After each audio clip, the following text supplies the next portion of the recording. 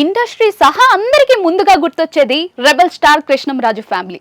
రకరకాల వంటకాలతో విందు ఆరగించడం అన్నది ఆ ఫ్యామిలీ ప్రత్యేకత. అందులోనూ తప్పనిసరిగా నాన్ వెజ్ వంటకాలు ఉండాల్సిందే. ఆ విషయంలో కృష్ణంరాజు వారసత్వాన్ని డార్లింగ్ ప్రభాస్ కొనసాగిస్తున్న సంగతి మనందరికీ తెలిసిందే. కృష్ణంరాజు తరహాలోనే ఇంటికొచ్చిన వారికి కడుపు నిండా భోజనం పెట్టి పంపించడమే కాకుండా సెట్స్ లో సహచరులను సైతం అంతే ప్రేమగా చూసుకోవడం డార్లింగ్ హాబీల్లో ఒకటిగా మారిపోయింది. ఆ తర్వాత ఆ రేంజ్ ఫుడీ ప్రియులు ఎవరు అంటే పెద్దగా ఎవరు కనిపించరు. కానీ తాజాగా ఆ తర్వాత స్థానంలో మంచు ఫ్యామిలీ ఉంది అన్న సంగతి ఆలస్యంగా వెలుగులోకి వచ్చింది.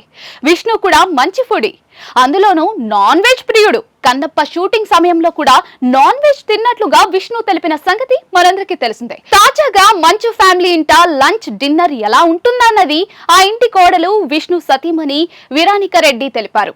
మంచు ఫ్యామిలీ అంతా కూడా ఫుడ్ లవర్స్. డైనింగ్ టేబుల్ పై లంచ్ సమయంలో తప్పనిసరిగా 6 రకాల వంటకాలు ఉండాల్సిందే. అటుపై నైట్ డిన్నర్ సమయంలో కూడా 6 రకాలు తప్పనిసరి. మళ్ళీ వారంలో రిపీటెడ్ ఐటమ్స్ ఉండకూడదు, కొత్త వంటకాలు మాత్రమే ఉండాలి. అందులో ఒక్క ఐటమ్ రిపీట్ అయినా కూడా ఎందుకు రిపీట్ అయిందని విష్ణు అడుగుతారట. లంచ్ సమయంలోనే నైట్ డిన్నర్ ఎలా ఉండాలి అనే ప్రణాళిక కూడా సిద్ధం అవుతుందన్నారు. ఈ పనులన్నిటినీ విరానిక చూసుకుంటారు. ఓ రకంగా ఈ విషయంలో కాస్త ఇబ్బందిగానే అనిపిస్తుందని తెలిపారు.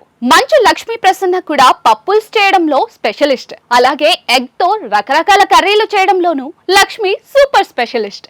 ఎగ్ వంటకాలన్నిటినీ విదేశాల్లో నేర్చుకుని వచ్చినట్టుగా ఓ సందర్భంలో లక్ష్మి తెలిపారు.